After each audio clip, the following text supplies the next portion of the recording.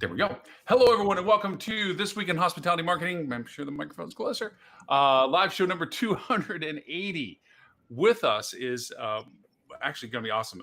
There is some amazing conversation today. First, let me introduce our special co-host, Claudia Infante. Thrive, I guess I'm just going to let you describe more about what it is because I'll probably take too long trying to describe what you already can do much better than me. With me is Adele Gutman, also with Aspire Reputation Management, Dean Schmidt with Basecamp Meta and MetaSearch Marketing, Melissa Cavanaugh with Fuel Travel, Edward St. Ange with, I forget who he's with, somebody. Flip2, Tammy Carlisle is with Milestone Internet, Stephanie Smith is with Cogwheel Marketing, and with us is Mr. also Tim Peter with Tim Peter and Associates. Which, by the way Tim Peter's dressed, he looks like he should have a pipe. And a cap. And a cap, yes. I always should have a cap. My head gets cold. I'm glad you missed the part about me talking about having a bad hair day, Tim. Just saying. I've been having a bad hair day since 1992. Claudia, there are no bad hair days, just days where you can't wear a hat. That's exactly right.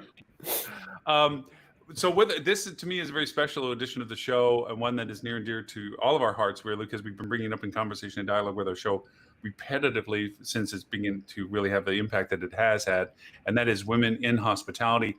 And the reason why Claudia, and it's great to have her with and everybody else with us to talk about this, is that she represents a collaboration of Thrive, which is women in travel. And I don't want to take any of the thunder away from anything. So with no further ado, I want to just basically turn it over to Claudia, and then we all just start kind of chiming in on this. Claudia, thank you so much for taking the time today and joining us and talking about what it is that you're doing and whom you're doing it with. And Claudia, to dial it in for everyone else too, Claudia actually also works in the industry.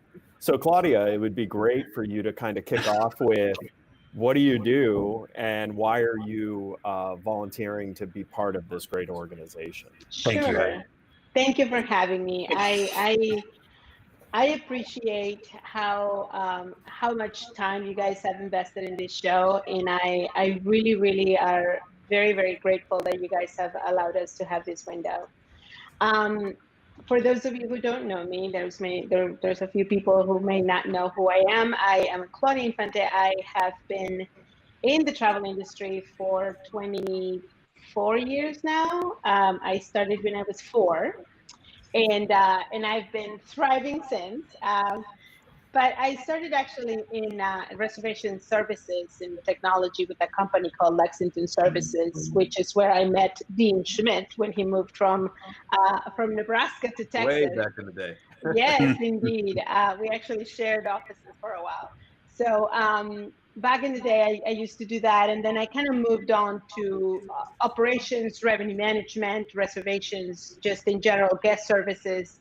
And then obviously that kind of, was fun for a while, but who wants to stay at the front desk all the time, right? So then I ended up inevitably coming back to some of the more fun aspects of hospitality, which is strategy and data management. I spent 10 years with Hard Rock, kind of driving the revenue strategy for the hotel and casino division.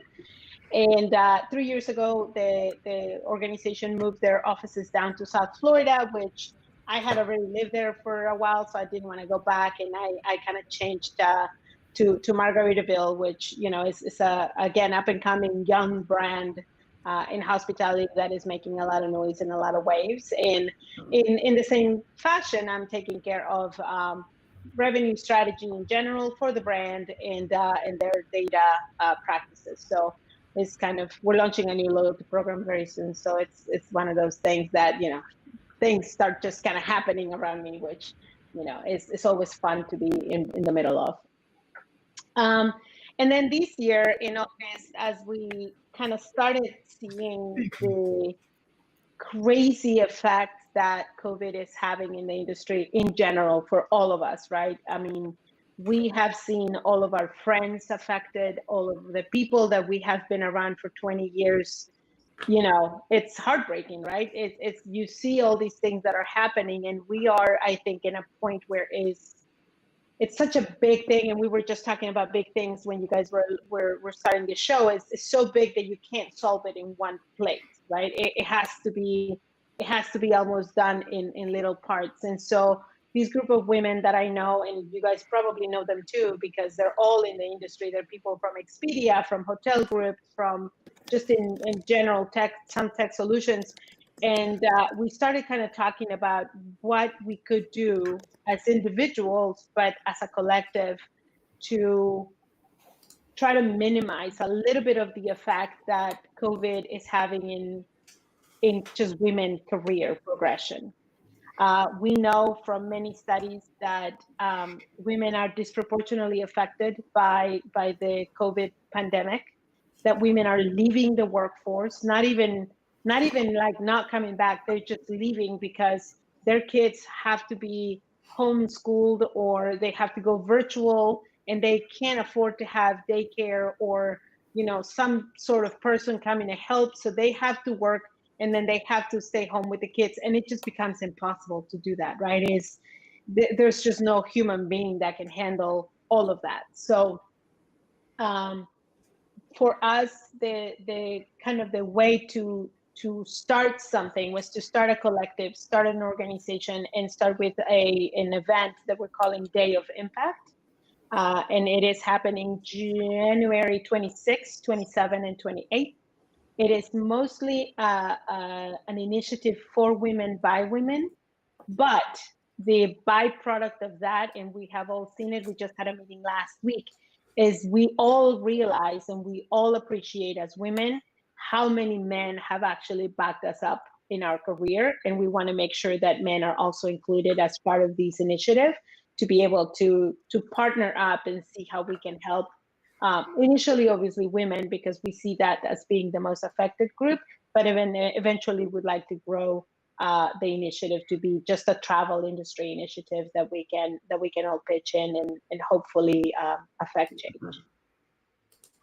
That's great. And so when you got involved in this and kind of what you're doing with the organization, what have you kind of found for yourself? Like what's it been like being involved in this? What have you been working on specifically? The organization has a lot of women in the program that have a lot of expertise. There's so many people in this organization with expertise in different things, right? And we all, again, come from hospitality, so we understand hospitality. We have a group of women that are, and we call them, by the way, hives. So the Thrive Hive, if you would. So we are creating this organization almost as a beehive, right? We have little groups that work on certain things, but they are very interconnected to the entire ecosystem. So we have a marketing hive, and they are working with social media, and they're working with, press releases and content on the website, and making sure that all of that gets done. There's another hive that is working on fundraising and partnerships, and trying to figure out what companies we can go and tap on the shoulder and say, hey, we're here, can we get some help? Some of our companies actually have matching programs, so we're looking at that too. There's another hive that looks at, outreach programs. Where do we need to go? Where can we get mentors, mentees? How do we connect these people to work together? The program is Day of Impact is basically about mentoring mentees. So we're getting people to sign up on both ends. And then I sit on a hive that works on the strategy for the organization itself. So as part of the executive hive, our job is to make sure that we have the legal backing, right? That we have the actual 501c3 certificates, all of those fun little things that organizations have to go through, all the paperwork. But we're also working on the strategy of the organization past the Day of Impact. Right now, we're all kind of just hyper-focused in putting 80% of our effort on Day of Impact, which is collecting content and people to be mentors or mentees. So that's kind of our main goal right now. But I also have to kind of step back and go, okay, but then what happens the day after Day of Impact, right? What do we do then? And so right now we're working on putting together some webinars, some educational forums. We have a few keynote speakers that are going to come back after Day of Impact and do just, little snippet classes, if you would, or master classes about, it could be anything, right? How to polish up your resume, how to work on your communication skills, what other industries you can look into. One of the things we were looking at and talking to Adele is, healthcare, right? Is another very similar industry that has kind of the same disciplines. So being in hospitality and not being able to come back to hospitality because it's not revamping fast enough doesn't mean that you just sit on the sidelines. Healthcare has a lot of very similar functions, right? I've worked in other lifetimes as a consultant for healthcare companies that want to do revenue strategy. So there's a thread there too. There's entertainment, there is finance, there's insurance, there's all these other places where people with marketing and people skills, or just revenue management skills, can go and kind of transfer that. So there's a lot of activity going on in the hive right now, to kind of stay with the analogy. And every hive is kind of doing what they need to be doing for Day of Impact, and then I'm kind of working on the aftermath, if you would. But just going back to kind of your main question, this was more about me kind of sitting here going, crap, like all my friends are being affected. What can I do? How can I I'm one person, right? How can I contribute? And by the way, I want to give all the kudos to Ed. Thank you, and Elise, for introducing us, because you have been amazing. Thank you so much for all the work that your team has helped us with. And Lauren, of course, for having us. This really is kind of a great show of how bonded the hospitality industry is, and how much we actually do care about each other. So how can we help? Well, there's many ways. You can always push that little button in the website that says donate now. Because one of my jobs is to find, how can we maintain this effort going. For women right now that want to be mentors, we have a sign up in the website if you want to go to www.womenintravelthrive.com. And you can sign up there to be a mentor or a mentee or both. That is right now kind of the biggest need, because we need to make sure we have enough women to help these other women, right? And be a resource. But we also need, we need funds, we need expertise, we need, people who have an hour a day or an hour a week to come and tell us, hey, have you thought about this? Or hey, have you thought about that? So there's plenty of areas where support is needed. And if you want to be part of the organization, we are so happy to have you. Drop me a line and we can go through there. If you just want to be a mentor, a mentee, or an attendant to Day of Impact, there's a way to sign up. I can tell you, Lauren, that one of the things we're looking at right now is how can we have the Day of Impact, and we have, I think right now, 400 people that will be part of this event. So how can we have that on Zoom, or how can we have that on that? Lauren's your person. All solved. We're good. How can we help? And my head immediately went ding, ding, ding, ding, ding. I getcha. Which, it's interesting, because when we were having a hive meeting, we were talking about how can we get people to share their story with us. And in the back of my head, Ed is going, cling, cling, cling, cling, flip to. So I guess my contribution to this organization is my head goes off with people I know that are really good at what they do. I'll tell you, when Claudia approached me with what they're working on and what they're doing, she had asked, could we use some of the advocacy platform to help with that? And I was like looking at it, and I was instantly like, holy smokes, you have everything that's meaningful to advocacy. And then I told her we'd do it. But then I went to our head of marketing strategy, Diane, who's one of the most brilliant creatives I've ever worked with. And I just said, hey, I want you to take a look at this. Here's kind of the crappy idea I came up with. What do you think? And she ran with it. And she actually took a couple of our other team members, kind of along to work on this. So the Flip2 team is having a blast with this. They love what you're all working towards. They love what you're doing. Even one of my account managers, she came to me and said, "Thanks so much for having the company do this. I want to take part in this. I want to be, a big part of this. This is important to me for my career." Which was nice because otherwise it would have been me doing it. It wouldn't have been nearly as good for you. I think it would have been good, and you're still welcome to come and help in other ways. I will help I'm anyway. sure there's some space in there that we can go. Yeah. Claudia, let me take the chance because I was about to say every time I think of an idea and I give it to Tris goes over and I say, "Here's a color blue," and he comes back with a Sistine Chapel ceiling. So let me introduce Tris Hayward. He's across the pond. Little country Papua New Guinea, is it, or what is it? Yeah, no. That's the other guy. That's Stuart. Yeah, you're in England. Yeah. That's right. Yeah. Also, and I know, Claudia, you have a big family because we had that fun conversation about this. Amy shares your last name, by the way. Oh, really? Yeah. Hi, Amy Infante. Yeah. So I don't know. She could be a distant cousin. Gosh knows from the story of your family. Well, the Infante is the adopted last name because of my husband, right? Well, see, Yes. it's still there could be in some strange ways to it, but same here. We're cousins. Claudia, I think you should share the story of your most famous cousin, though, of course. Oh yeah. my goodness. Really? Yeah. Oh, By the now way, yeah. I have to hear this, And but you've I been don't know. wonderful about constrained conversation, not getting excited. So my mom's sister has a son that's very, I guess, famous, but it's infamous as well. The best kind He's of better known as Chapo. Oh my God. So every time he made a move, someone in the DEA would call us and go, "Do you know where your cousin is?" Oh my gosh. I think finally last year we all kind of rested a little quieter because we're like, "Oh, good, he's in a fucking box. We know where he is." How we know? I love to By the way, Tris instantly likes you like 10 times more after that last sentence.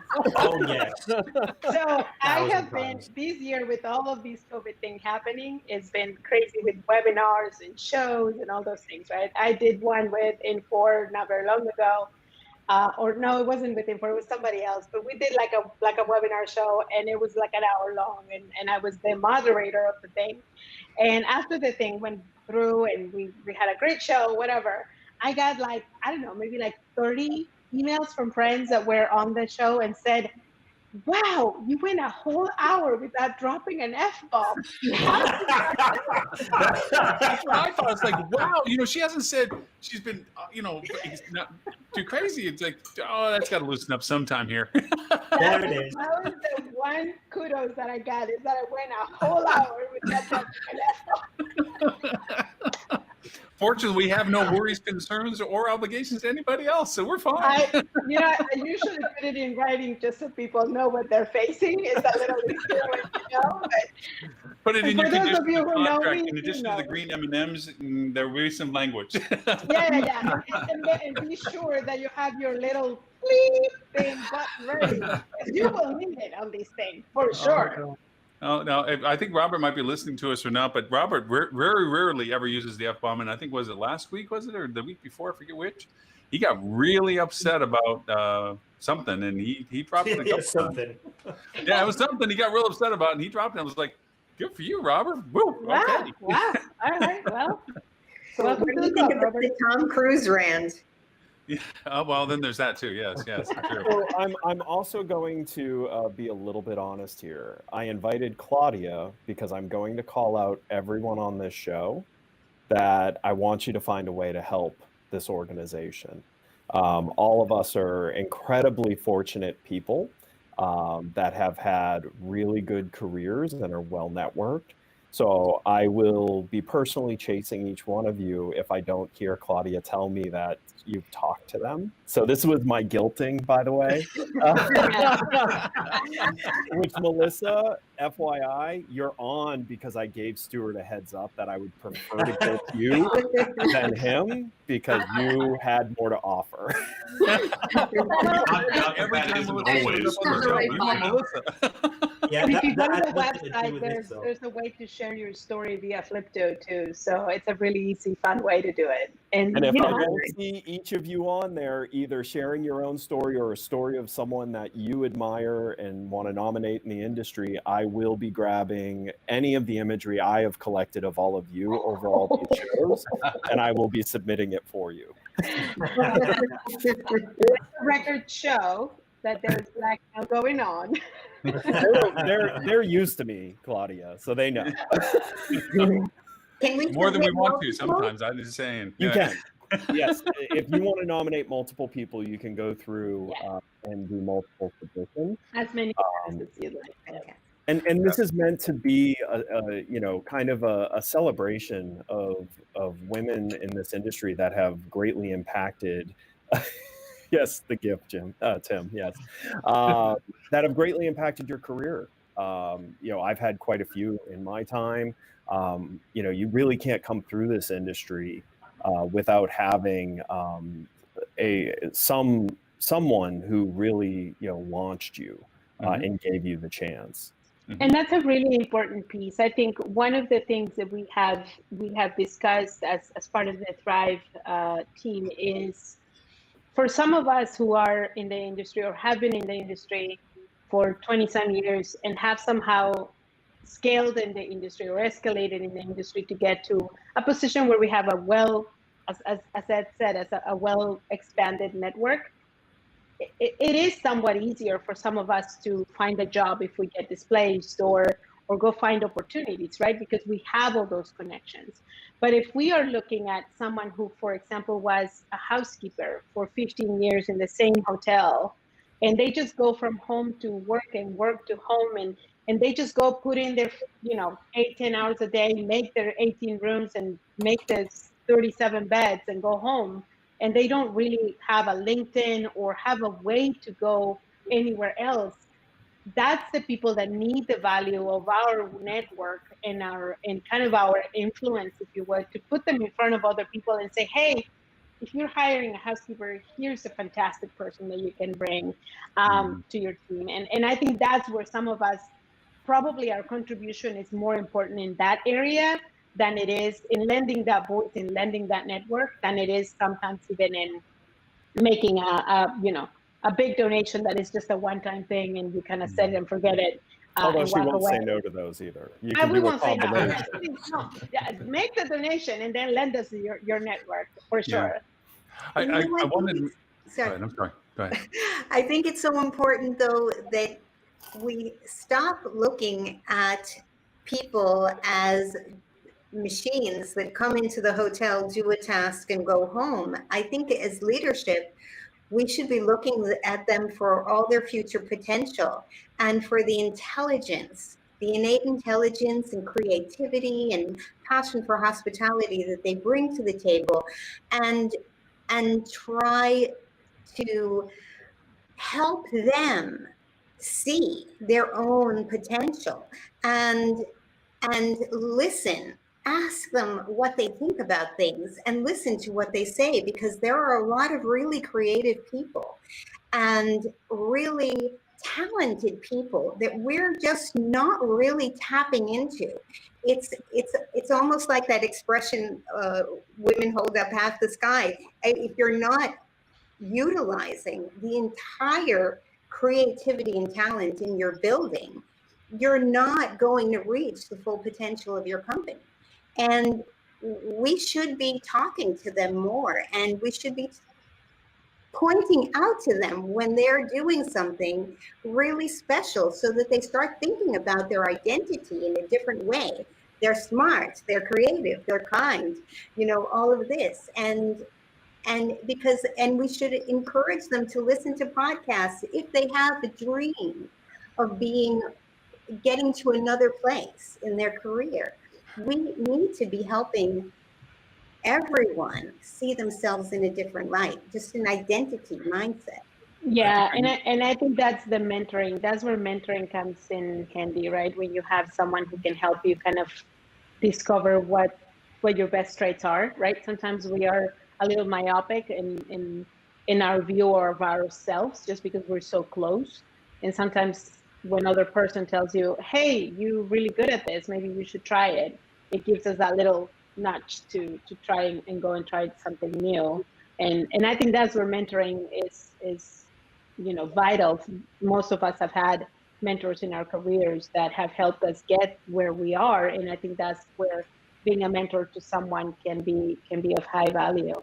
But the other piece about it that I would say real quick is, we talked about this being a big problem, right? It's a big problem with a lot of layers, and yeah, we can think about how we can tap into the resources or tap into the people that can have potential. But it is also important that we as women in general, as professionals, but as women especially, we learn to speak up. And one of the things that we have in our Thrive agenda, for example, for Day of Thrive, for Day of Impact, is learning to raise your voice and raise your hand and say, "I don't agree," or "I agree," or "this is what I think." Because I think a lot of times we as women have had the challenge of raising our voice and being that center of attention. And it's also a personality thing, right? But in that sense, I am with you too, Adele, where, the great Madeline Albright said, "There's a special place in hell for women who don't support other women." And I think that is one of those mottos that we should carry with us, is we should support women in our lives. So I agree, and mentoring is a great way to do that. And I think for me, that one of the important parts of this is making sure that there is an environment where people can feel comfortable enough to actually raise the voice. So it's not just the emphasis on the individual to raise the voice, because like you say, that can be really daunting and very, very difficult. And it's twice as difficult when you're in an environment where you don't feel that you may be valued from it. So I think it's to Adele's point before, it's not just identifying people and their opportunities for how they can do something different that they want to do. It's also providing a platform on a daily basis that anybody in any team can raise their voice and have it heard, from the allegedly lowest of lowest positions to the highest of high. For us, the way that we've always operated is there is no low and high. It's lateral. It doesn't matter. I'm not in charge of anybody. I can barely be in charge of myself, if you ask my wife. So, I see myself as being, I'm here to facilitate, to make sure people can do their job to the best of their capability. What do I need to give you to do your job? If it's me going away and leaving you alone, that's what I'll do. If it's something else, but you really do need to create that environment where people can speak up. Particularly for folks who are more introverted, right? I mean, definitely. Both as a guy and as me, being able to speak up has never really been a problem, right? I don't think Ed Ed ever had. Ed's kind of timid. I don't know. I think he's kind of wallflower. Yeah, I don't think Lauren has ever had that problem. But I mean, I think that's something where we have to be particularly conscious of, women especially, to say, if there are folks who tend to be quieter, are they given an opportunity to be heard in a way that's comfortable for them as well? And that's something I think we all can do better. I can give a firsthand example of something. All right, hold on. Stephanie, go ahead. Oh, I'm sorry. I didn't say that. I'm trying to get my word in. I'm curious how you find mentees then, how do you make that, and how does the matchmaking process work? Because I feel like you're probably, going to get an influx of mentors, but how do you find the right, are you working with universities, or other programs to find those people?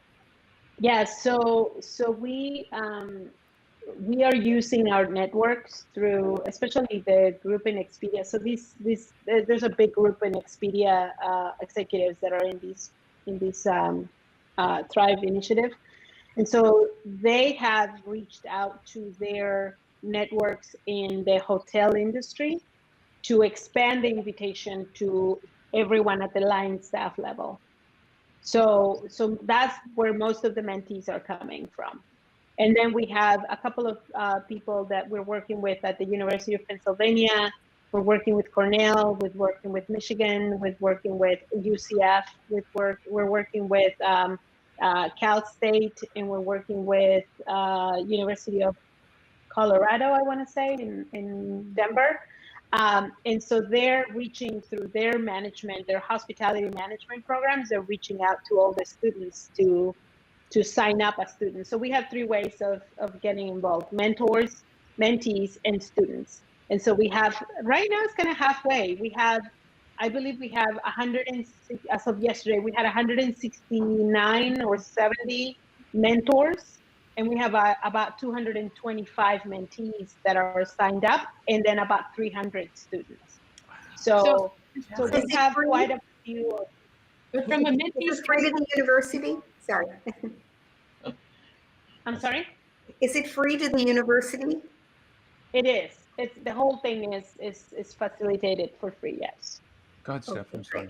so is there a program for people that have lost their job? I mean, they may be more senior or trying to like pivot what they're trying to do, or are you looking more for line staff from what you said? So it's all of it, right? It's any woman who works in the travel industry right now, or in the hospitality industry, or in the, just in the travel industry as a whole, right? Right now, we are, again, working towards Day of Impact. So our goal right now is to match mentors and mentees. One of the pieces of the strategy going forward is a job placement program. We're looking at internship opportunities. We're looking at cooperative opportunities. We're looking at an organization that allows for organizations like ours to have like microcredits or micro lines of credit to start your own business kind of thing. We're looking at a seminar and a webinar series. We're looking at educational different programs with either organizations that are already built or with some of the mentors. We have one of our mentors, for example, is Cindy Estes from Cornell, and she drives the entire, distribution platforms, for example, is one of her big things. And so she's offered to have a masterclass on some of those things to maybe a higher level of executive in the program, but then those executives can learn and then go teach to other mentees. So it's a little bit of a hybrid program where you are learning something, but what we're asking our mentees as payback, if you would, is move it forward, pass it on, pay it forward, teach someone else what you're learning here. And we're hoping that kind of spreads and creates that ripple effect that can reach more people. Yeah. Sorry, Lauren. Let me just go. Go. There's a group on Facebook that was kind of born out of the COVID crisis that I think there's a few members here that are part of, called Hospitality Family, and they have 58,000 members. So I think a few of us can post over the next few weeks and really try and highlight. And it's a mix of everything from, I've seen Adele, I've seen you posting a lot of your reputation and helpful things there, to line staff. So I think it would be a great platform to help get the message out. So I think those of us that are members can commit to posting and talking about it over the next few weeks and really trying to help. My job here is done. No, absolutely. Castell Project? I'm sorry? Do you work with the Castell Project? Do I? Yeah. I mean, or Thrive. I have not. No.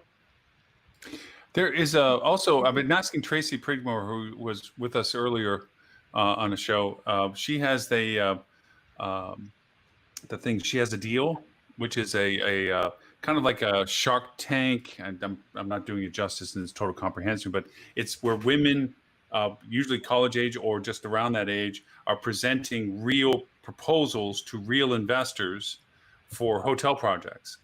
And if they win, then she will also up the ante with another $50,000 added to it as well. But it's to help inspire young females to enter into hospitality and senior leadership roles. And she keeps pinging me. She's like, "Is it still going on? I'm still stuck in a meeting." So, I mean, if she can make it, great, because it would come over. But if not, I definitely would think that I'll make sure the information gets crossed over. That it probably has some symbiotic to symbioticity to it. Yeah, I think the most important thing that we can I think do is reach out to our networks and grow this movement to turn it into not just women in travel, but just travel for women, right? Let's make sure that we're reaching out, and of course, again, one of our initiatives is to bring gentlemen, you guys, into the fold, and not only for help, but also for assistance if it's needed. I wanted to share a real thing that just happened to me recently with one of my clients. We were trying to get them involved with making holiday cards, video holiday cards, because given the circumstances, sending out real mail and so forth. And so we solicited all the hotels to come up with their video cards. Oop, I'm hearing an echo. Sorry. Oh, sorry. That was my phone. No. No, guys. I thought we could make it different. So anyway, we have what's called social media champions, or at least they've been assigned to social media champions. And just like the old websites used to be, who's the technology geek? Oh, it's the front desk person. And they regulate it off to somebody they didn't want to bother with it, right? They're just like, and I'm trying to express to them how important this role is. Well, in the meanwhile, some of the hotels sent out their Christmas cards, and it was needless to say, less than creative. And so, ironically, one of the social media champions was housekeeping. When just a general, generic, you got handed the bag, you take care of it kind of thing. And she made this song. She changed the lyrics, everything, but she didn't want to share it. Because I talked to him directly. She said, "Hey, Lauren, I did this. I know it's not ours, but I just wanted to let you know what I was thinking." I said, "You have to push this out in front." She says, "No. I presented it. Nobody really liked it." I says, "I'll present it if that's okay with you." And so I went over and I put it in front of the corporate office, and they're like, "This is great for the hotel." And of course, the hotel steps in and says, "Well, yeah." And I called him on. I'm like, no. Your social media champion that you said no to, she's the one that coughed this up. And because it really was, it was fun, and it was great, and everything about it. And it revalidated not only her role, but her avenue of opportunity. She now loves doing this stuff. She sees that this is more than what she was doing at the hotel before. She can contribute to the hotel more, and she sees a path somewhere. She didn't go to college. She has no intention of going to college. She just wants to have an enjoyable life, and this is something she enjoys doing, and this is something she has now come alive with, and she's turned into this advocate of a million ideas. So it's neat to see when it happens, I guess, is what I'm trying to say.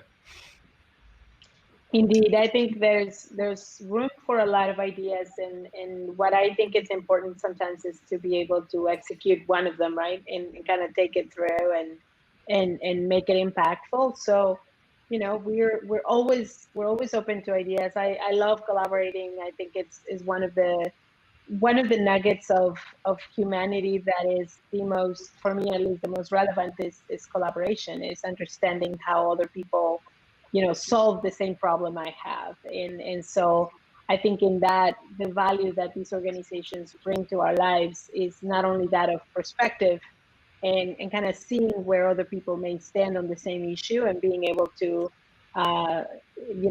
contribute or understand, or at least agree to disagree, which sometimes happens, or a lot of times happens, and that's okay.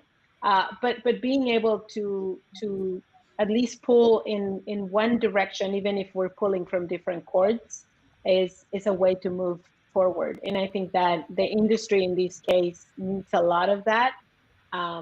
Women have, as you said, Adele, hold half of the sky.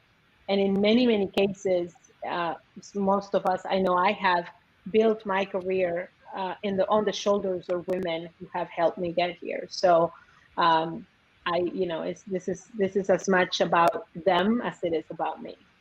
So, and it's so to add important to this, I mean, and furthering my guilt, the most impressive Peter I know is not Tim Peter. However, Tim Peter knows the most impressive Peter, and probably should make sure she knows about this. It's already been texted. I wanted to say, and Adele, I know you started to say something. I'll say this very quickly and hand back off to you. For the first decade I was in the industry, I was Mr. Tammy Peter everywhere I went, and happy to be so. And these days it still happens, as it well should be, and it still happens about 60% of the time. And truthfully, I remember when I first started working for what was Sendent Hotels at the time. You know, I would go home at the end of the day and with just a list of questions from my wife saying, okay, they were talking about this thing that called a CRS. That sounds important. What's that all about? Nah, you don't need one of them. You don't need. You know, right? So I owe an enormous debt, first and foremost to my wife, but to all kinds of women. Many of the most important mentors I've had in my career have been women. So I think we need to recognize across the board. And with that, I'm going to shut up and let some women talk. So Adele, you had something you wanted to say. Oh, you know what? I was just going to talk about Claudia was talking about collaboration being so important. And it really is, but I think before the collaboration, people need to know what the objective is.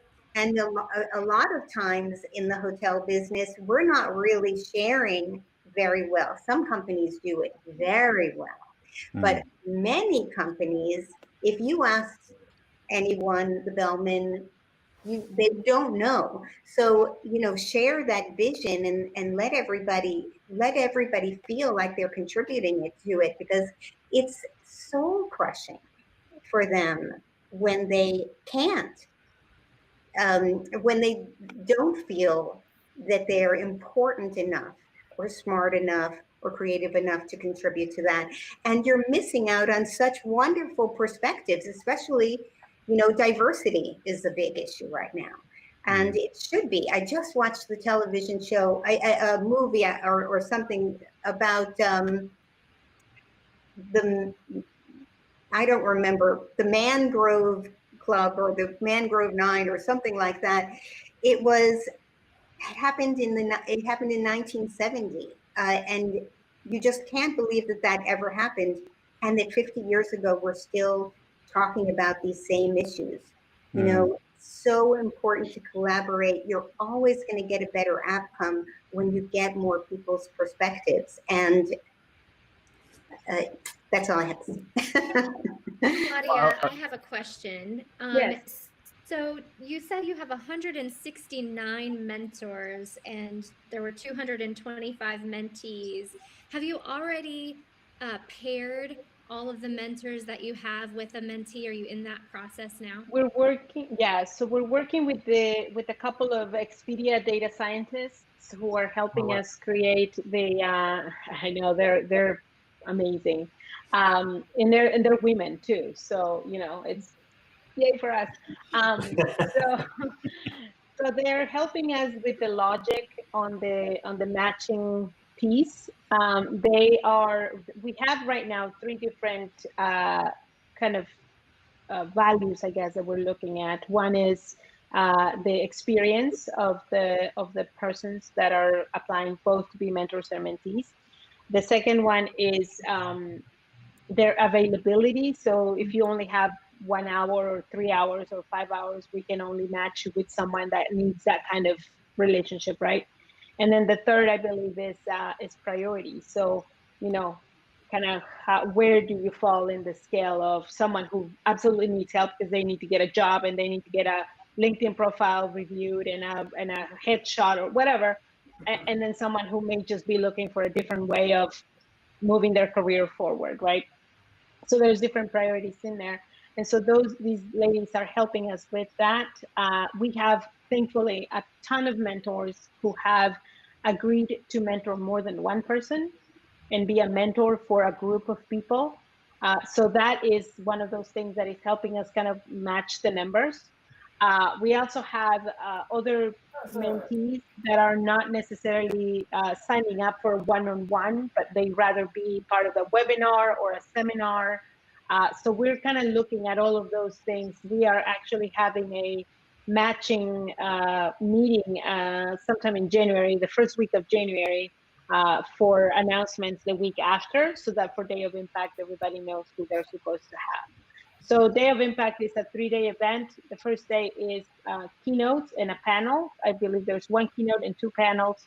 panels are on different things, everything from, how to build your resume or how to build your brand, right? Some of us actually have a little bit of a brand and we kind of walk around with people knowing who we are. So how can we use that to leverage other relationships? And we have people like Kelly McGuire and Cindy Estes sitting on that panel.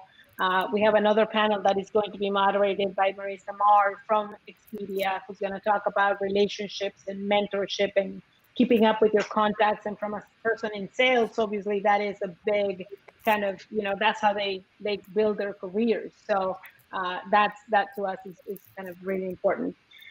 Stage 2 is the actual mentor-mentee introduction, so they know who they are, and we're kind of creating those connections that day. We're giving them time to talk to their mentor or their mentee, align on priorities, make sure that they know kind of what the goal is over the next. We're giving it a 3-month kind of timeline. So over the next 3 months, how much time do you have, and how can we work on getting us there? One of the things we're being mindful about is that we don't want these to become, again, so big that it becomes overwhelming, but rather focus on one skill that you want to focus or that you want to improve and work on that, right? And then in the next round, we're going to do another rematch, and then we can match you with someone else who can maybe help you with a different skill. So rather than trying to solve everything in one go, is more about how can we create this continuous loop of feedback and assistance and retro whatever that word is, I don't know, but how can we build these continuous loops of feedback that not only the mentor can learn something, because reality is, and I think you guys will agree with me, we all learn from other people, right?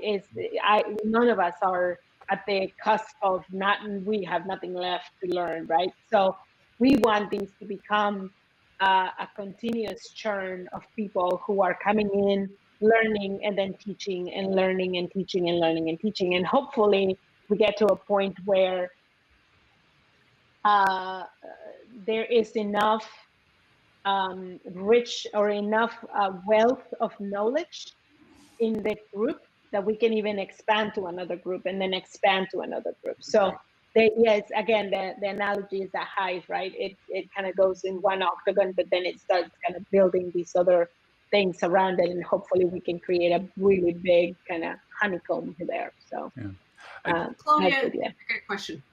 Are there any specific skill sets that you're missing from the mentor standpoint? Are there any gaps that need to be filled?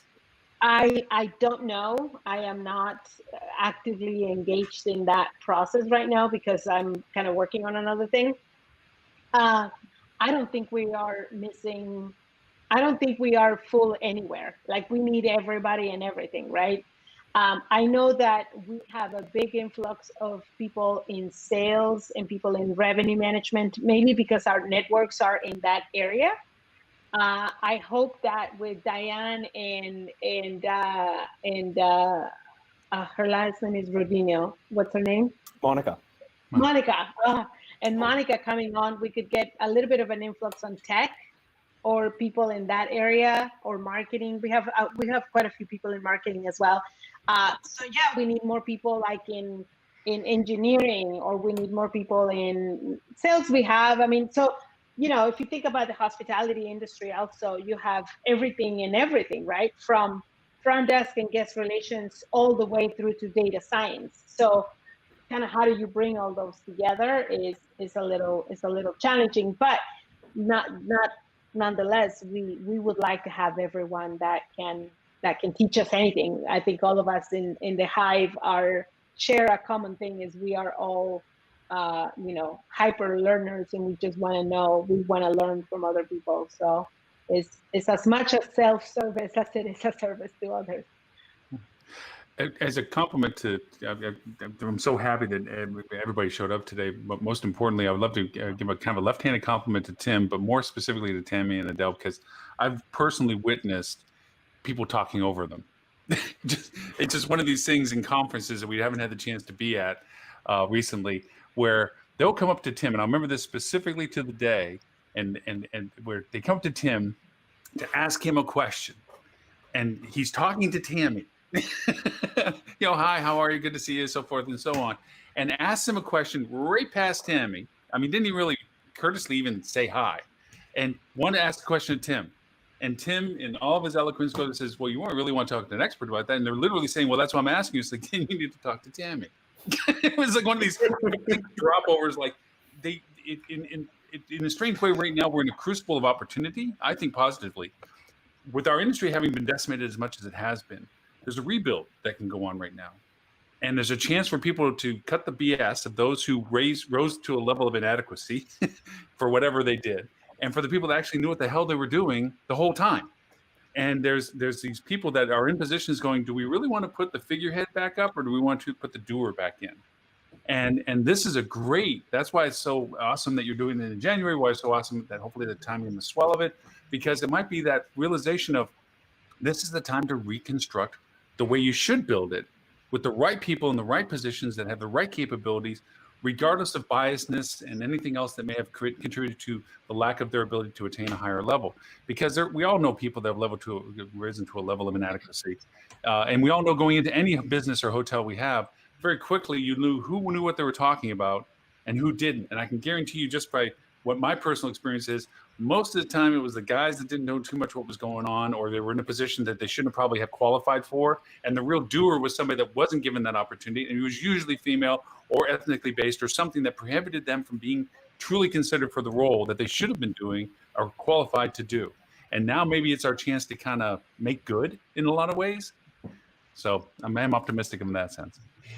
And the only reason why I can't there's always value. I think there's always value in recognizing the diversity piece, right? Me coming from an immigrant, I'm an immigrant. I grew up in Mexico. I'm not, I didn't grow up in this country, so I obviously have maybe a different perspective when it comes to diversity than some other people, right? We all do, right?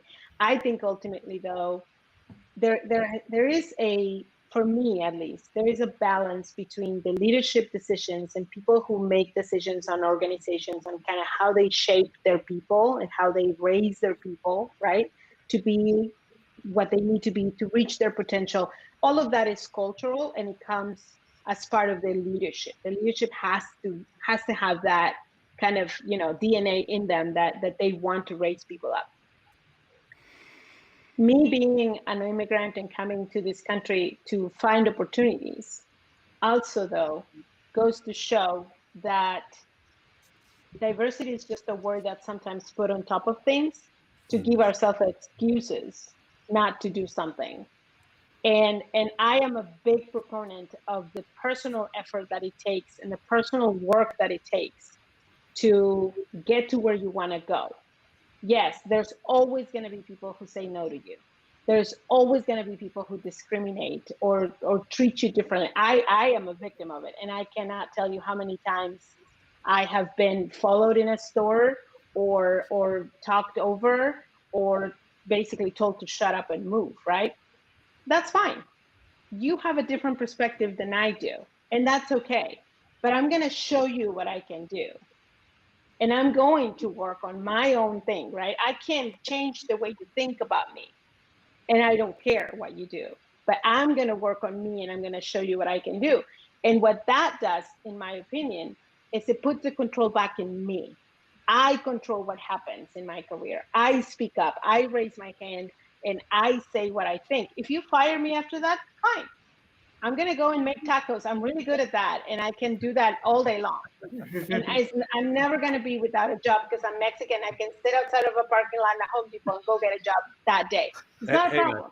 I have to share one of my earliest memories with Claudia. So I had just moved down from Nebraska down to Texas to work at Lexington Services. I know exactly what you're going to say. You know where I'm going here. So I'm new to the Dallas area, and Texas is notorious for their Tex-Mex, right? That's what they do, the Americanized Mexican.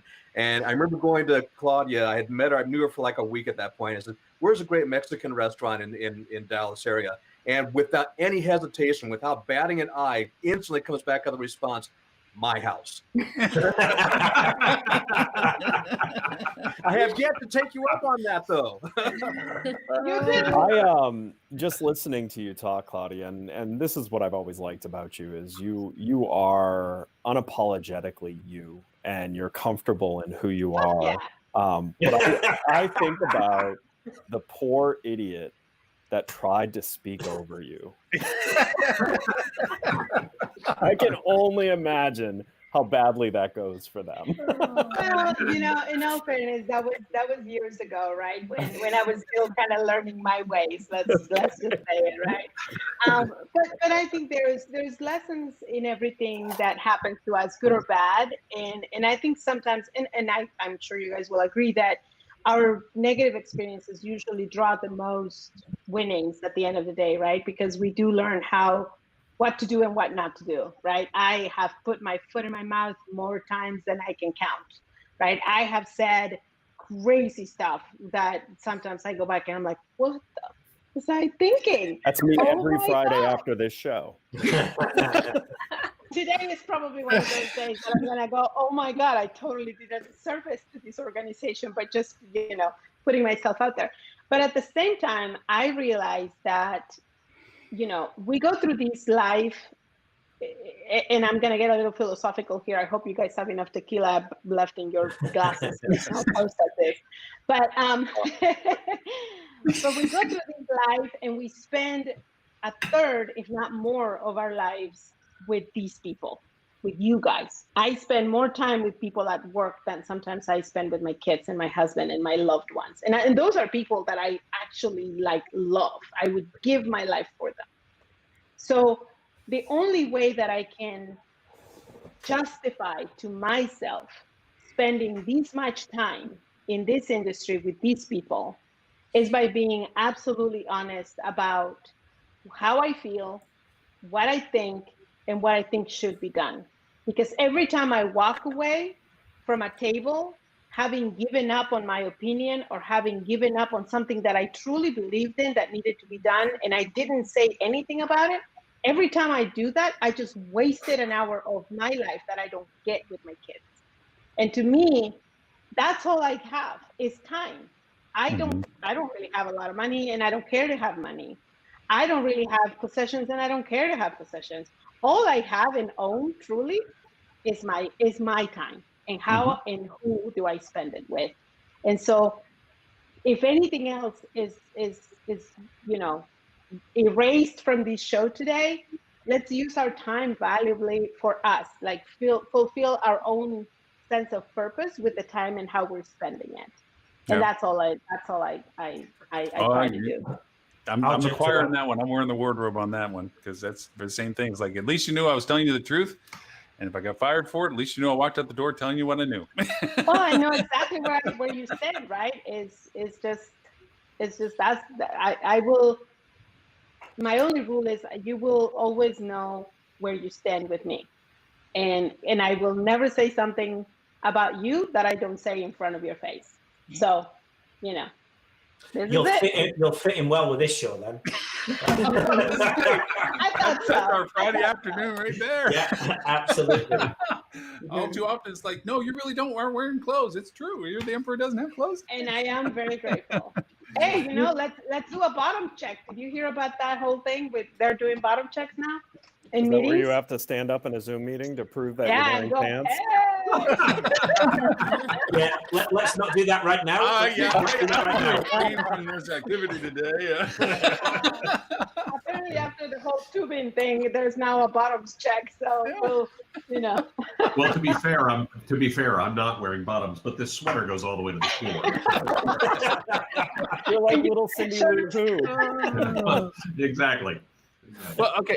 So, giving the audience that we have as co-hosts right now, we have the whole spectrum of those that are starting a business, running a business, and controlling a business in various forms. I mean, everybody has had roles in other companies before and so forth. But from your all's perspective, I mean, is it a struggle to run a female-run business in comparison to being compared to any other types of businesses that you're being run against? Or are you being kept at the caliber that you are? Or are they looking at you differently? And then from those that are running within the company, are you treated or do you struggle having to convince people of the value or the responsibility you have within your own company as to why you need to be listened to when you're talking to people? I mean, are you hitting walls with any of this stuff? Because for me, I'm just ignorant to those things because I don't have those issues when it comes to that. I talk too much and too quickly. I think running a company, whether you're male or female, is hard no matter what. I think I probably second guess myself in terms of just, the either imposter syndrome or whatever, just, always wondering, are you doing the right thing? And, trying to make sure you have your, I don't feel like I have a problem with having my voice heard unless sometimes on panels and webinars, I probably need to be a little bit more aggressive and get my elbows out. Maybe I'm just reliving the one that I just did last week where I felt like I didn't get as much airtime as the boys on the show. Not this show, a different podcast. Anybody listen? Gotta sharpen those elbows. I know. Your counterpart is an amazing thing. The fact that you got any airtime, so you should be, and a compliment afterwards. You should be incredibly proud. You know, I know who we're talking about. In these, I think we all know who Tim is. Oh yeah. But Stephanie, I mean, you have so much to offer that, quite honestly, I'd rather hear you talk than me or Tim. Is your vote involved with this? You definitely rather hear you feel like you have than imposter syndrome. You should never feel that way. No, because understand, anyone who looks like they know what they're doing has just become comfortable with the fact that we all guess. Yeah. It's interesting talking about imposter syndrome. So I know, like last year when I won top 25, I mean, that's exactly how I felt. Like, okay, at some point, someone's going to realize I'm a fraud. What am I doing here? I was listening to a podcast recently with Hillary Clinton talking about, and not, this isn't political, but talking about feeling that imposter syndrome. I think we all, right? So it's really wrong. It's interesting because I know sometimes I'm a bit quiet on the show, but part of that for me is just I'm an introvert, so just talking in general. But B, I like it, you said it, I think best. I'd rather hear Stephanie speak, or like I know what I know and what I'm thinking. I like to hear from the experts, so I'll chime in where I can. But but I think sometimes women in general, we don't raise our voice, we don't talk, we don't be heard. Lauren, to your question, I don't really have that problem as far as not being heard within Milestone because I've been there so long, right? Like I've earned my seat. I've earned the right to voice my opinion. Banu and Anil are they're both very opinionated and they have very strong ideals about what the company is, but they're very open to listening as well to the employees and the team. So at least I think that's on this show. I think one of the things that would be interesting to propose for those of you who run companies, right, is to create almost the opportunity. Somebody said, create the opportunity and the platform for women to speak up and all of that. And that, again, is a leadership thing. You can't really force it into companies, right? Some people are kind of naturally driven in that leadership style. Some others are more, in a regimen of lines and chains of command and all those things. So it's not a uniform. It's not a uniform way to manage, right, companies or drive companies. What I think would be interesting, and to Tammy's point, do you guys ever feel imposter syndrome? Is that a man thing or is that a female thing? Oh, no. Okay. It's a true question. So No, imposter syndrome, I think, has more to do with us being concerned about others than it is about ourselves, right? Is as we're making decisions, am I making the right decision? Especially when we have people that report to us, am I making the right decision or am I going to affect other people with my decisions, right? And that imposter syndrome comes on board. It's like, I don't even know what the hell I'm doing here. Why am I making these decisions? That happens to me too. It, I think, happens to all of us, right? What I think is important to have in these, I just had another call with another person that I talk to on a regular basis, and one of the things we were talking about is how do you build a trust or almost like a trust, not a fund, but a trust group in the organization. And I don't know if you guys have read this book. It's called Creativity Inc. It's by Ed Catmull from Pixar. Yeah. And he talks about how in Pixar has had 15 or 16 or 17 hyper successful movies. Every movie they have made has been incredibly successful, right? And that's something that doesn't happen often. Like, you can't just repeat that process and be successful. So he goes through how they do that, and they basically create what they call a circle of trust. And every time somebody comes with a story or they're creating a movie, that circle of trust gets together, talks about the project. But the one particular rule that they have, and is unbreakable, is that there is absolute honesty in the circle.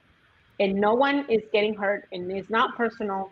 And everything you say there is with absolute honesty, right? Because then everyone understands where the gaps are and kind of how things happen. And so that's how they build this organization of success.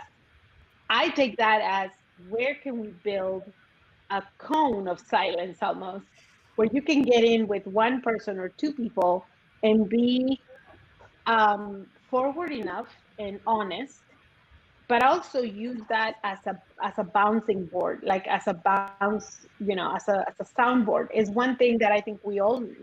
And sometimes we revert back to our loved ones, our husbands, our wives, who don't live in our environment every day and can give us an outside opinion, but sometimes don't understand all the ins and outs. So it's important, I think, that at work, we find one person that we trust that can be that sounding board for us, because they are in the same context and they understand what's at stake. I tend to talk to my husband a lot about kind of what's going on at work, and he gets it from an outsider perspective.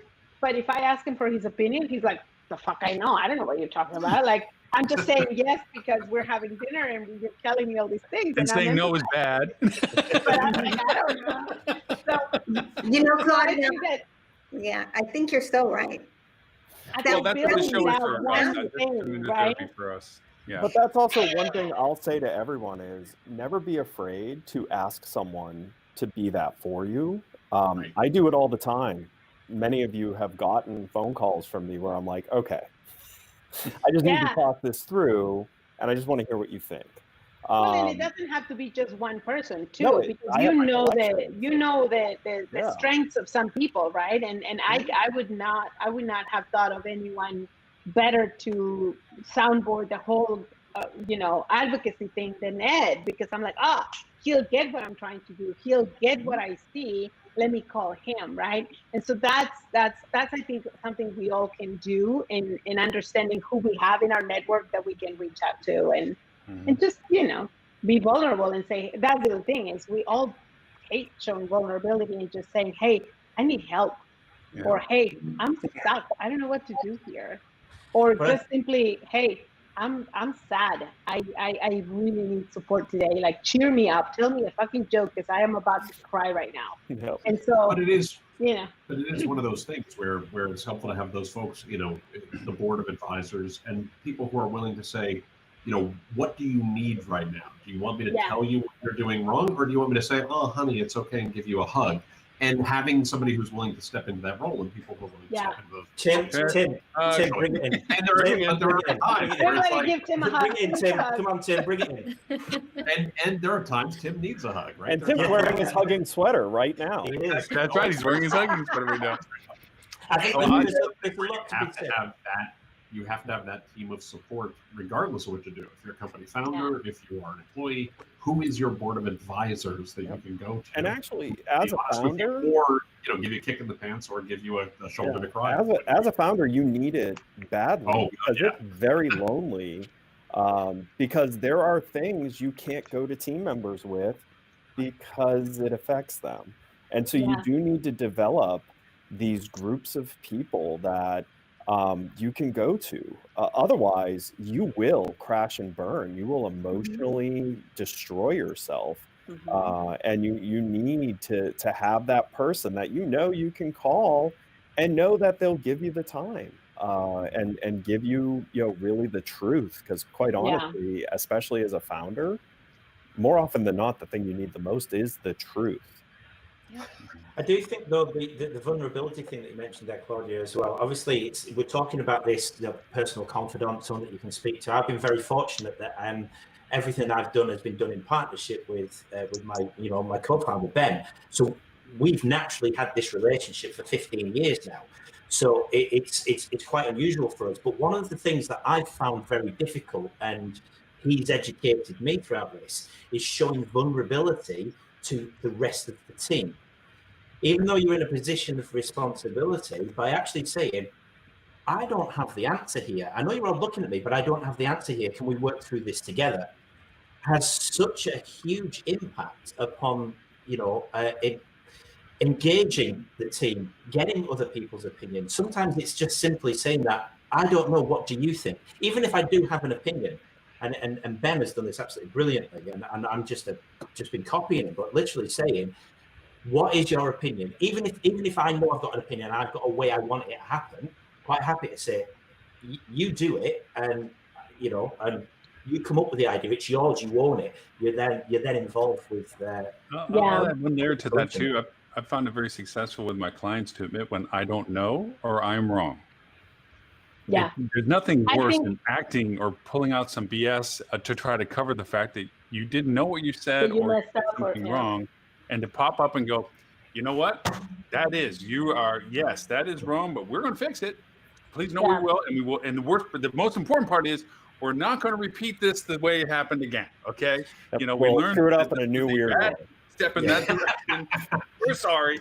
But then find new ways to screw it up. Yeah. Yep. Yeah, but then Nelson promised, like, look, I don't know, but I promise you, I'll find an answer. I just don't know right now. And then when it comes to ego, if anytime I want to, this is the show here is my therapy, or at least my therapist likes that I have this show, because then I pay them, because I come in thinking, man, I got the greatest idea since sliced bread, and they're like, yeah, no. So I will tell you, and Tristan, this is really interesting. I'm a big proponent of, again, honesty and vulnerability. I think those two are values that we should practice more, and I think that it makes for better, longer lasting relationships when you're honest with the people that you're close to, right? Or just honest in general. But so I'll tell you guys, and I'll be vulnerable here, and I'll tell you guys, in 2007 I lost my job, and it was when the economy was crashing and a lot of things were happening, and the hospitality was having another moment, right? It was really bad. And I went months not being able to find a job. And for the most part, I am kind of the bread earner, I guess, as you can tell here. My husband's a massage therapist, so he's very kind of like, his hours are very limited, whatever. The point that I'm trying to make is that my husband and I came to a point where we're like, okay, we really need to figure out our budgets and our finances for the next, year, because this is not looking good. And we don't know what's happening, right? Where can we draw from? What are the things that we have at our reach? And one of the things we decided to do at the time is to sit our then 7 and 9-year-old kids and say to them, listen, mom lost her job, dad doesn't have one right now. We are in a bind. This is not a good time for us, right? We need to be very mindful of how we spend money. So we're going to go for a few months with no cable, with no pizza, with no McDonald's, with no going to the zoo, with not going to the movies, until mom and dad get a job. Are you guys understanding what we're saying? And to the credit of my then kids, they were absolutely, how can we help? We have a piggy bank. We have a little savings. Can we sell our bikes? Can we, you know what? And you realize that people can handle far more than you sometimes give them if you give it to them with kindness and you give it to them with honesty. And you put yourself in a position where you say, look, I'm looking at you because I want to make sure you don't get surprised by this, right? I don't want you to feel like, whatever. So anyway, months went by, things got better. We did everything that we needed to do. And to this day, my son and daughter, who are now 23 and almost 20, referred to that period of time as, remember when we were poor? Remember that time when we were poor and we had no cable and, and had no pizza? And so, sometimes giving people a little bit of letting go of a little bit of the burden that's on you because you're making these decisions helps them feel part of who you are too, and they usually will rise to the occasion. It's very seldom that someone goes, "Whoa, no problem. I don't really give a shit." Can I just say, sorry, I'm really sorry, Amy. I apologize, but can I just say that has just impacted upon me very poignantly, because I've just gone through that with with the whole COVID situation and with my young kids and starting our own business up from scratch. That is incredibly. I'm telling you. Yeah, I know. I can Talk to your kids. They understand far more than you give them credit for. Totally, you did. And Amy, I apologize. I just wanted to say that. So there we go. No, it's okay. I've heard so many stories because of the situation with COVID of leaders who have, been more vulnerable than they've ever been before. Both in client conversations, I'm feeling it and hearing it, but even, with my own team, same.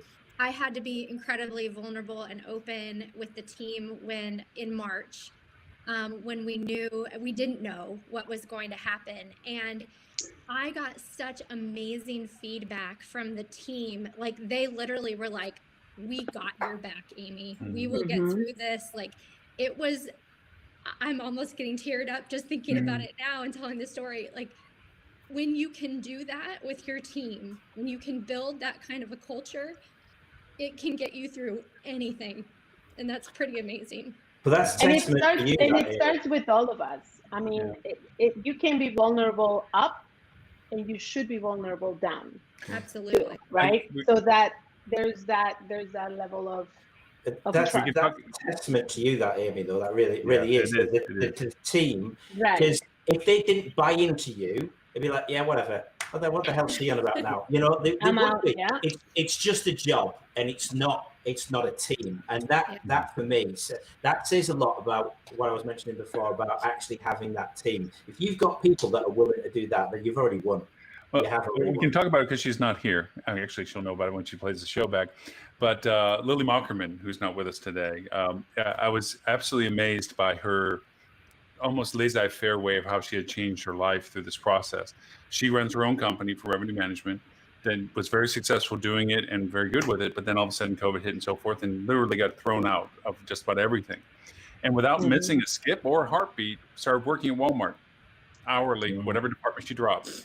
And her team, there was nothing for them to do, but everything that they were doing went to the team. I mean, and she didn't blink an eye like, woe is me, or I can't believe I got to do this, or, and even after things started coming back for business, she kept doing the Walmart thing because it was kind of like, it's kind of neat to see what, people are thinking to do. I mean, she knew that there had to be a balance to the process, but literally without missing a drumbeat, she just went right back in and then now business is doing great. She doesn't have to do that anymore. But for her, it was just whatever it took for the team to do, and of course, going through the funding and the loans and so forth. First response was to throw it right back at everybody, to get back as many people as she could to do what needed to get done, even if there was nothing to do. She was finding things to do. She came up with a very creative thing that she shared with Adele, that Adele does too, which is, we'll do it for free to show you how good this is. And if you like it and it works the way we say it is, then you hire us, right? And she did that literally by paying it out of her pocket, her team, to do that stuff, where she wasn't getting paid. So, and to Trista's compliment too, for he and Ben, every time when I first started the privilege of getting to know them, and every time I talked about what they could do, this is not unless the whole team can do it.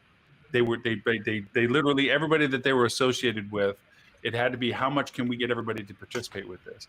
And, to your point, that's what brings us through. You can't, the impossible is just going to take a little bit longer. That's it.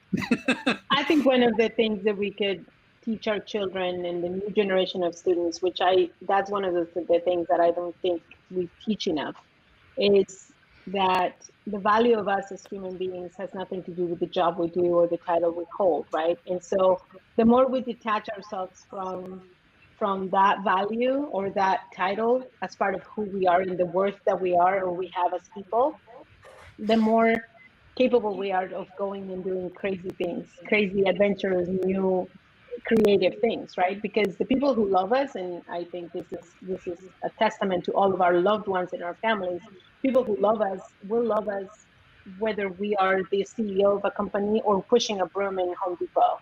I don't think it matters to them, really, right? It only matters to us because we feel up or down or whatever. But the more we detach from that sense and create organizations that don't look at that as a standing factor of who you are, then the more we can be ourselves and be more adventurous and take more risks because we have less to lose.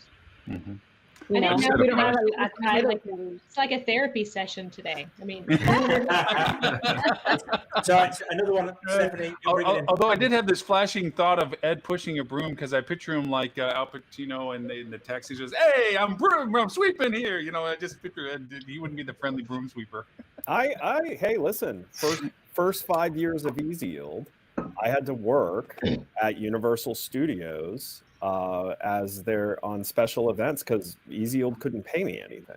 And so every Halloween, I was a stage manager for Halloween Horror Nights, and every New Year's Eve, I was a stage manager for the lookalike celebrities, and that's what I had to do. And you know, because I needed to pay people to do the things because I couldn't do everything that Easy Yield needed done, and I had to pay them. There was nothing left for me. And that's one of the lessons that gets lost in the culture that we have right now of the attention economy, right? Where all we see, for example, is the athletes that make $150 million in a contract, or you see whatever, like you see the especially athletes, I think, and rappers, right? Maybe the people that sing these songs and they have all the cars and all the grills and whatever.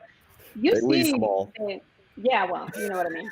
But you see kind of like the highlight of how they got there. Yeah.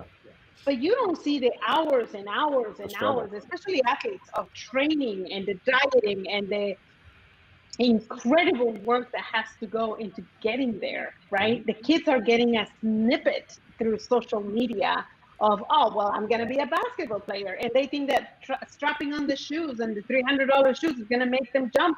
No, honey.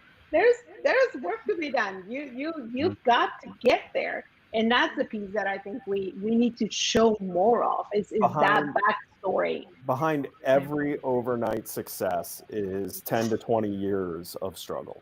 Absolutely, it's just, and it looks much better when you see it in a little square than when you see it in the big picture. For sure. Sorry.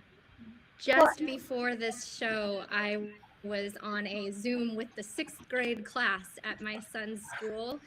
They had career day, and so I was the business owner. I think they had, lots of different careers, but it was fun because I got to talk to them. They asked me questions about, well, what were you doing before you became a business owner?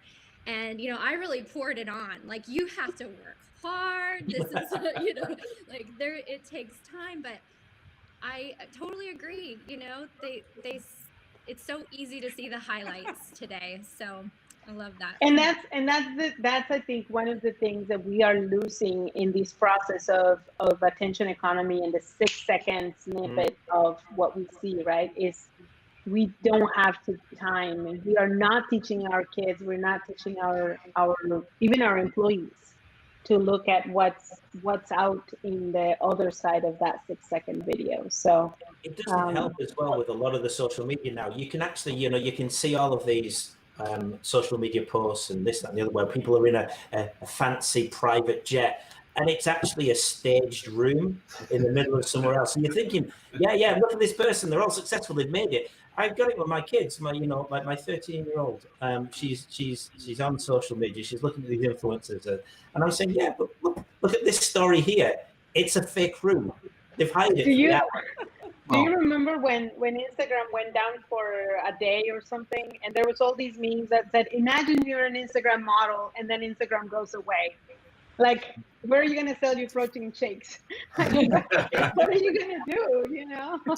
I apologize. I'm gonna have to bounce. I'll let you introduce Tracy. Me too. I have I'm sorry. Thank you for joining, Tracy. I wanted to introduce you to Claudia. I don't know if you know everybody else. I think most everybody was on the show when we had you or not. But I will. Hi, Tracy. Claudia, Nice Tracy, Clyde. Tim, thank you so much. We'll make sure that no, Claudia, I'll be promoting all the stuff on. Thank you. I'll send you guys Twitter an email to follow up, and I'll send an email to Lauren to get you guys all the info you need. Before I drop, I just want to tell my hard luck story super fast, if I may. One of the reasons I keep the guitars, I worked in the music industry for 8 years professionally. And I tell myself this all the time. It's one of the reasons that I want people to recognize these are here, is that I was so very good at it. I've clearly been a marketer for the last 20 years. So, we all know it's always a his music career ended when he no longer had shoulder length hair. I mean, no, it ended before that. It ended when I decided I wanted my children to eat. Important. Things become important, but thanks, Claudia, this is wonderful what you're doing. I wish you every success. I will do everything I can to help you, and I'm looking forward to it. So Ed, keep that gift, on the down. I will keep that gift. All right, you guys are all awesome. This great show today. I look forward to seeing you in a couple of weeks after the holidays. I hope you all have a wonderful Merry Christmas, Tim. Happy holiday. See you in a couple of weeks. Bye now. Bye. Take care. So, Tracy, I was bragging about you earlier as somebody that you need to meet with Claudia for what you all are doing, but in kind of some ways parallel, but definitely complementary to each other and stuff like that. So I know that you haven't had a chance to listen to much of what Claudia's doing, and I'll definitely share all of this with you as well. But if you could tell a little bit better than I can to Claudia what you're doing, so she understands maybe there's some way that you guys can connect the wires on some things, I guess. Sure. Hi, Claudia. How are you? Good. Thank you. Nice to meet you. So I started a platform. I'm going to call it a platform called She Has a Deal. And our mission is to create new pathways to hotel ownership and development for women. So we're really wonderful. Yeah, we have a vision to have more women owners, more women sponsors, not just limited partners or investors, but women who are actually building their own companies as ownership groups and yeah. aspects of definitely let's talk. Yeah. So our platform, actually, we have our Keystone event is a pitch competition, and we focus on early career women. What we do is we expose and inspire them to hotel ownership, and then we educate them on how it works and how to source a deal, analyze it, legally raise capital, as well as close the deal and manage the asset. And then they go out and find a deal, and they do all the analysis, most of the due diligence, but this is real world meets didactic. And then they create a presentation, they pitch it before a panel of judges. And then the winner wins $50,000 in deal equity, and my firm will syndicate the deal. If that particular deal isn't feasible, they'll still have equity in a deal. So the way that the first year we've been negotiating on the winners, we've actually been negotiating on like 3 projects from the competition. But the way it's going to work is that we have created a fund, and the equity fund would be to fund projects that come out of the competition, and also for women-led hotel projects. So wow, yeah, really that's excited fantastic. we're going to launch the fund in 2021. So we're really excited about very cool. Everything prepared for that. I definitely love to talk to you about collaborating somehow. And Claudia, can you imagine if these women-owned hotels are all Margaritavilles? I'm just saying. I'm just telling you the platform is there. Yeah. Hey, listen. I've been to Margaritaville. We all have. We all have. So, guys, I am so sorry. I have another call at 1 p.m. You are fine. I am ever so grateful to you, all of you, for the opportunity. I hope it's not the last time I come on. And, you're open as you and Tracy, everybody. Always, please, anytime you want to join us, just let me know. I can always keep you in the links and all that stuff. So yes, I'd love to. And thank you again. It's great to have partners, and it's great to do business with people like you guys. But it really is fantastic to have a family in this industry, and I consider you all in that. So thank you. Thank you very much, Claudia. We appreciate it. Indeed. Happy holidays, enjoy, and Happy we'll see you on holidays. the other Merry side. Christmas. Happy holidays. Thank Bye. you very much. Bye now. Tracy, so caught you at the tail end of it. We're so happy that you're here, though. I mean, we had some fun conversations. It was very therapeutic today. It got deep. I missed Karen. It did. Yeah, I missed her. Well, It's okay. I mean, that's why- you're here now, and it's been kind of it was a chance to get a lot of people on to talk about this that we didn't really have the chance before to do. And by all means, we kind of picked up the conversation about the women in the industry and through inspiration of Claudia talking about the loss of women in the industry due to COVID. And that's what she's trying to create a balance of trying to reintroduce them into scale and going back into the industry. And they very much similar to why I thought it was so cool for you to be able to guys connect is that you're inspired in the same direction. It's like we need more women within the industry at higher levels and in more competent roles than what we may have had historically, especially with the loss of women and so forth. But is there anybody that you don't know that's on the show that maybe I can make introductions, Adele or Melissa or Stephanie? I've met Tristan before. Hello. Hi, Tristan. Hey, how you doing, Tracy? Tristan is the least, I mean, other than Ed and I. Tristan he's in England right now. And he is the co-founder of the company 3 and 6 agency. He's not as talented as his partner. His partner is really the leading, driving creative force, better looking, smarter. Younger as well. Don't forget younger. Has more hair. I was going to mention before, Lauren, as well that with the whole mentoring process that Claudia was on about, that you have actually been mentoring me, but the message that you've been saying that I've actually been overachieving in my career, as opposed to actually helping me. So I'm not so sure it's going to work out. But it's not going to work out anymore. No. I have a question for Tracy. Mm-hmm. Are you going to have a podcast or a course or something so people can go and learn how to open their own hotel or finance their own hotel or find a deal? Yeah, thanks for asking. So, yes, so we are launching, well, first of all, we're doing Shad Talks. And we had our first Shad Talk series, education, well, a learning series, not exactly education, but a learning series. So that was yesterday. We did yesterday we did, what did we do yesterday? Just a long time ago. 2020, right there. Okay. Right there, yeah. 5 pathways to hotel ownership. And next week, the 30th of December, we're going to do the 9-stage hotel investment roadmap that we created, and that's what we teach the women in the pitch competition. But we're also launching our second class in January, and it's an education course. I mean, it's a hotel investment masterclass for aspiring or emerging sponsors who want to sponsor hotel investments. Where can you find the link for that? Yes, it's at shehasadeal.com under education. And right now we're holding a wait list, but probably by the beginning of next week, it'll go out and people can enroll. And that will be part self-study along the 9 stages, as well as 5 live masterclasses with industry learnings. Nice. Yep. So they can learn about that. But no podcast planned for now, but we will be doing the Shad Talks, which are kind of a podcast, but not quite.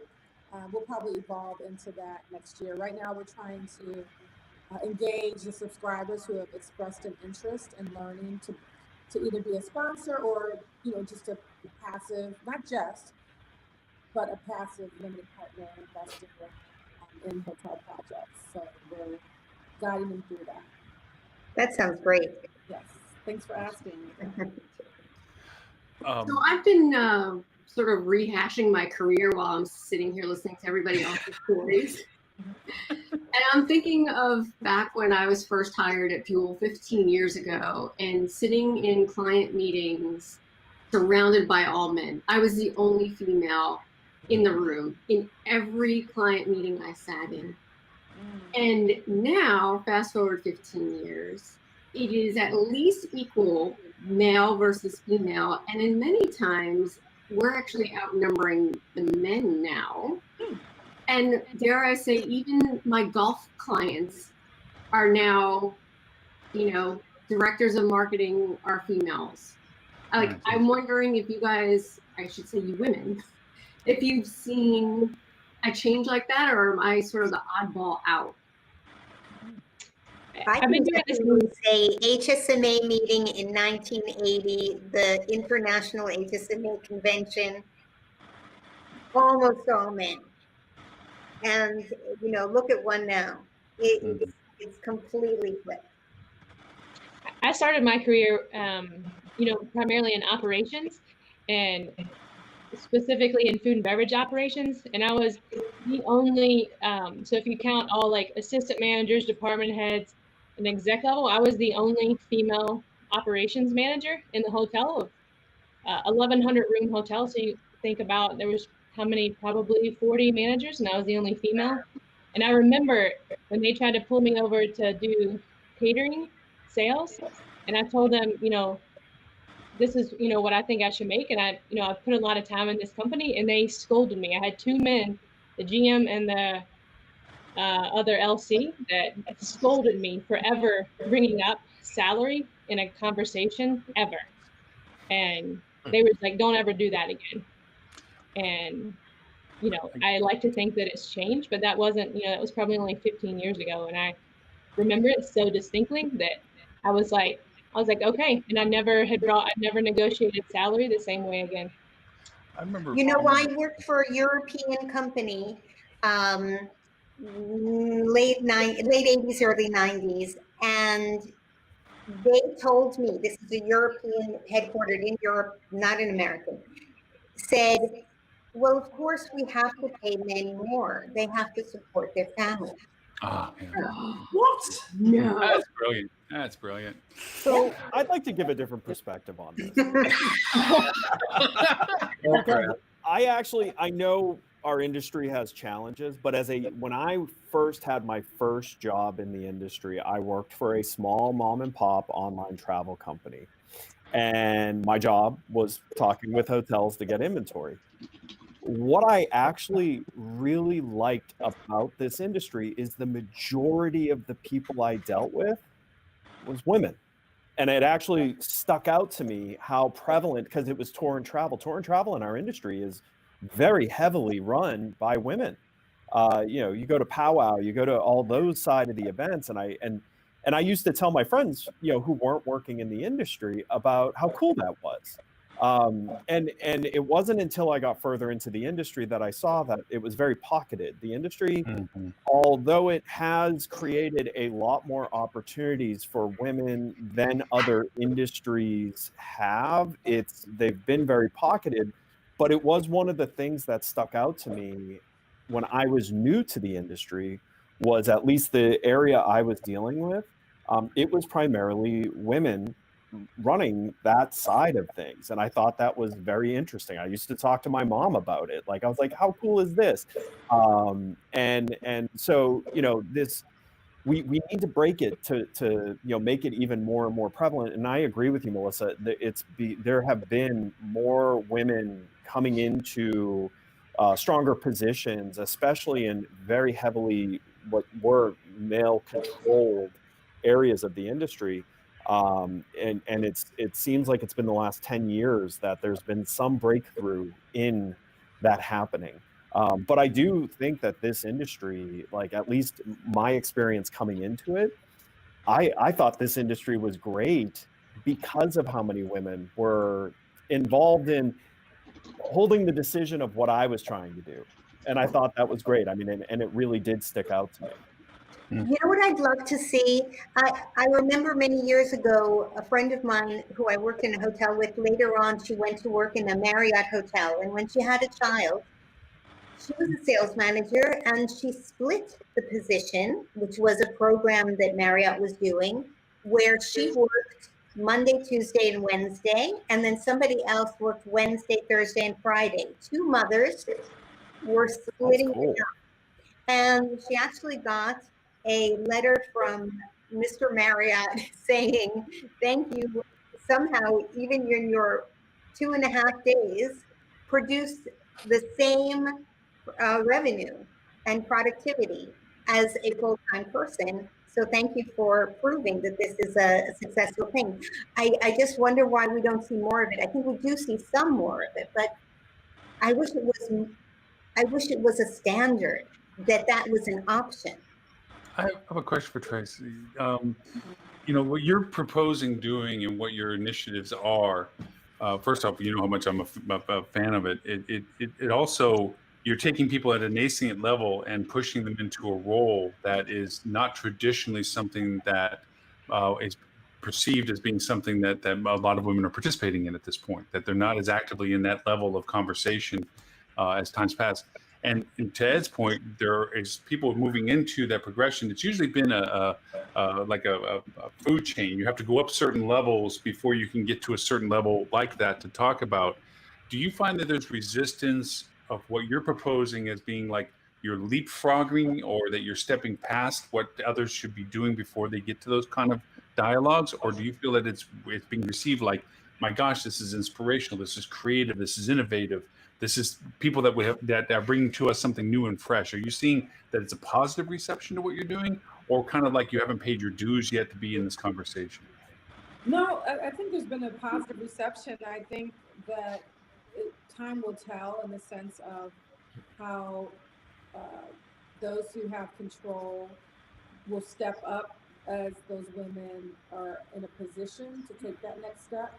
Because right now it's like, oh, it's great, you're educating, you're exposing, but when it's actually time to do a deal, it will be very interesting to see what type of reception is there, because we want access to some of the best deals.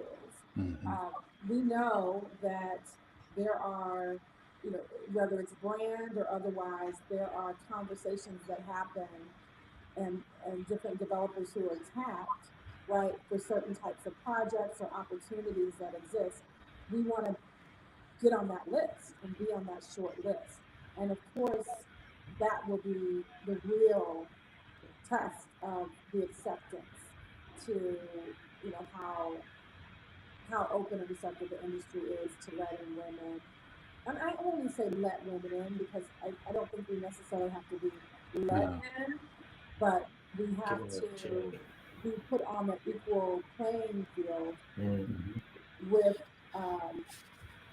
the men who are currently playing the game. So, meaning, as an example, I had a conversation with one of the brands, I won't mention which one, but it was a very interesting conversation because the person, they're in D&I and they understand the fact that there is a gap between the wealth of Blacks and whites due to systemic racism. And so as they're looking at what can they do to get more minorities, underrepresented minorities as owners, they realize that it has to be more than just, let's hold a program, let's talk about it, and how do we facilitate and closing the wealth, helping to close the access to capital gap. Because if you don't have the wealth, you don't have the access to capital. That's the challenge. It's not the brain, the capability, the want to. It's the, do I have the balance sheet and net worth and the liquidity to qualify for you to lend me the money or to allow me to have your institutional dollars to invest. Does that make sense?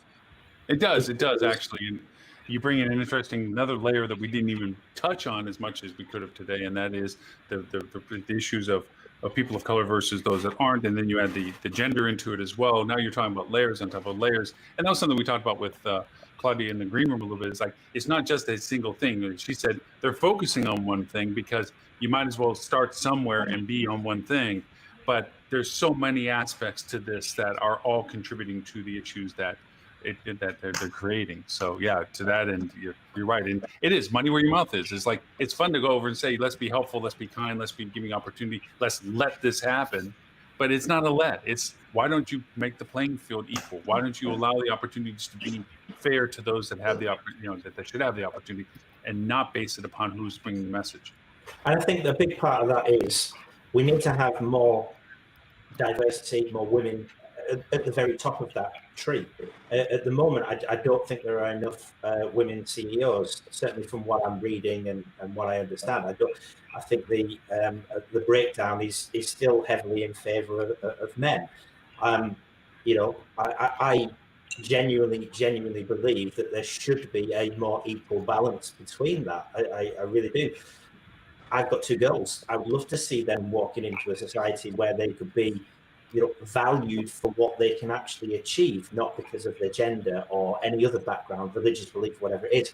Unfortunately, that isn't the case right now, you know, and so I would do everything in my power to be able to help them and others to get along. But it was mentioned before, little things as well. Well, not little things, but, you know, the more hidden things.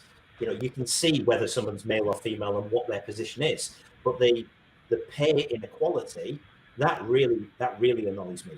That really annoys me, and I can't even begin to imagine how that annoys women, let alone what what it does to me. So because that's so hidden as well, because it's such a personal and private thing.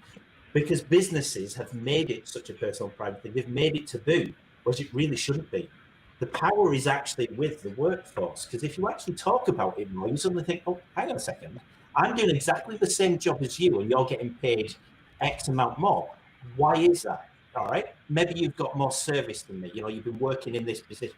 Tammy, you've been in there 15 years compared to somebody who's been in there 2 years. I would 100% expect to be paid less than you if I was that 2-year person.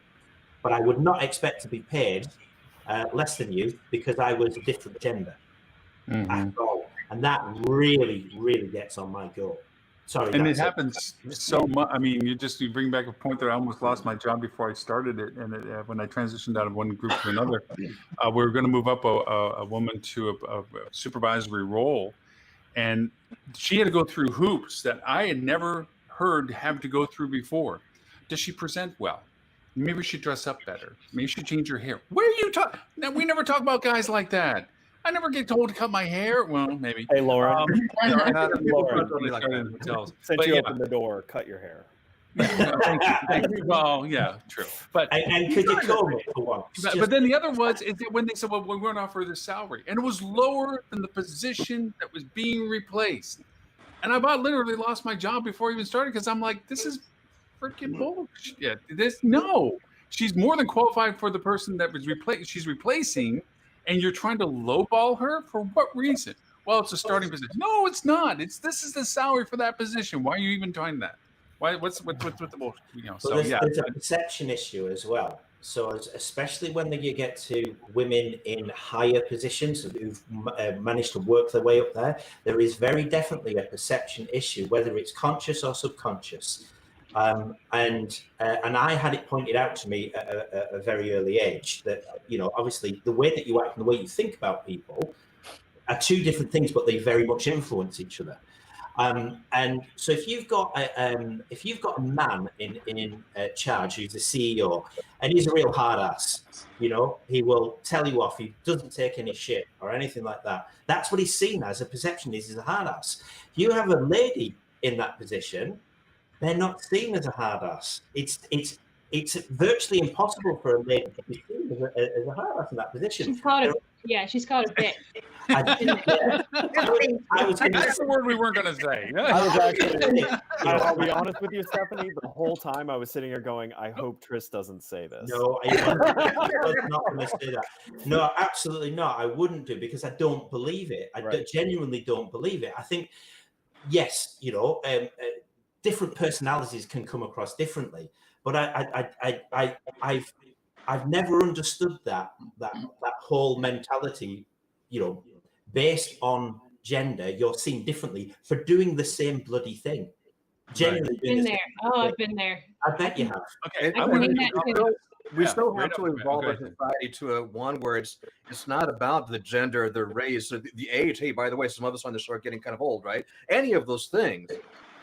He froze. Oh, Dean, you're just ready to solve the universe, buddy. Because he's getting kind of old and he's got the technology. He's just had his snooze now. Hey, I want to give a compliment to Steph because I watched this in action. I remember your presentation at the digital conference, and some Yahoo wanted to discredit what you just presented in a question. And unlike other presenters where a man was doing it just before you, as a matter of fact, and it was not a question to discredit, it was a question to clarify. But his was actually a question to actually say what you just said was wrong. And you were in this little box of, well, I can agree that you disagree or whatever. You can be, and you handled it brilliantly. You basically shut him down and told him how dumb he was for even asking such a dumb question without using those exact words. Well, and first of all, too, like, what an a-hole move to do to someone who is voluntarily presenting at an event. Oh, like, there's a whole lot of wrong with it. It was just fun to watch. Where she just had, and you had this little smirky smile. I got to say, you had the smirky smile where you're like, oh, no, you didn't. Okay, let's go that way. And you just, in a nice little bow, told him to take the high road without a short. Yeah, anyway. Yeah. Well, thank you, because I don't actually recall. I get on stage and then I get off and I have no idea what I said. You've said that before where you're like, okay, what did I just say? It's good to hear that I was able to think on my feet that day. Oh, you shut him down, closed him up, and kicked him out. Is there anything that we, Tracy? Thank you. I mean, and Stuart. By the way, Stuart, Tracy, Stuart. I don't know if we met on the last. Yeah, I thought so. I just want to make sure. Okay, we're good. Yeah, it's me trying to play host. Although Ed did an exceptionally excellent job of playing supplemental host because he knew I wasn't even looking at the screen when I'm over here typing with no. Let Stephanie talk. That's why I'm being silent. I have a question for Melissa if we have time. No, but I want to give kudos to Stuart because I just joined the HSMA board for thought leadership, and we had just had our first meeting, and I wanted to, maybe I'm not supposed to say this, Stuart. Yeah, I mean, allude to it. Yeah, I think so. I don't think it's Well, Stuart very much, was talking. We had a big conversation about diversity and inclusion, and that is something that as a group we're working on, and Stuart had a strong voice, and I really appreciate it. Well, so I don't know what else I can say, but I'll leave it there. It was getting brushed under the carpet or deprioritized behind other things, and I fundamentally disagreed with that. So yeah, I spoke up. Probably wasn't really my responsibility to speak up, but someone had to. So I think it worked out well. Well, and also it lends itself to two things. One, Stuart, it always is, but you do an exceptional job on more than just one instance, that's for sure. But the other is also from the woman's perspective, that same person I was telling you the story about that we had to go through all these extra hoops to get the position. When we were having meetings that she was running, I had to remind her to sit at the top of the table. She's running the meeting. Because she had been placed in such a way for so long where she always, regardless of what she was told she was in charge of, wasn't really allowed to be in charge of, that it took time to actually change her behavior to realize that, no, this is your meeting. I'm going to sit off on the side. This has nothing to do with me. This is your team. This is your thing. And it just takes time because we don't know that we browbeat them down so much. People in positions that we don't think that they should be in, or that they act that way. They begin to fulfill the very thing that they're fighting against. And it's a shame because they're eminently qualified in that kind of way. So anyways. And there's a change that happens to little girls when they're 6 or 7 or 8 years old, when they stop being the confident, creative people that they are, and something changes, and we just have to deal with our culture and our educational system and whatever it is that is making that happen. It never occurred to me to own a hotel. And I think maybe there are men that also it never occurred to them that they could one day aspire to owning a hotel, but it just literally never occurred to me in 40 years of hospitality that was the thing I could possibly do. It would be lovely to start planting the seeds in people's minds earlier about how they truly can do anything they put their mind to it. I know that's been said a million times, but it wasn't said to me. Mm-hmm. Well, I think I speak for all men on the show that said we all married up, and our wives do not have that problem. Yeah, I would not be here right now if it wasn't for my wife. There's just no two ways about it. Yep. I absolutely, categorically wouldn't be here. Tristan and I would be at some local bar at the end. I might not have even made it that far. Yeah. Yeah, it's very, very, very, very, very true. We are kind of towards that time of the end of it. Tracy, I mean, you always please, anytime you have the opportunity, we would love to come back anytime you feel that you have the time to give us for that. For everyone that was with us today, for the show notes that will include everybody that we, Tim and Ed and everybody else as to how to get a hold of them and so forth, what they did. But for those that are here with us, very quickly, Del, could you say, if people want to get in contact with you and know more about what you do, where is it that they can go? I put a link in the notes in the chat that if you would like to take me up on my offer, if you want to help create a more inspirational culture in your organization where it's collaborative and people are all contributing to a common goal, please take me up on my offer and join my podcast, the Hospitality Reputation Marketing Podcast. Get great reviews.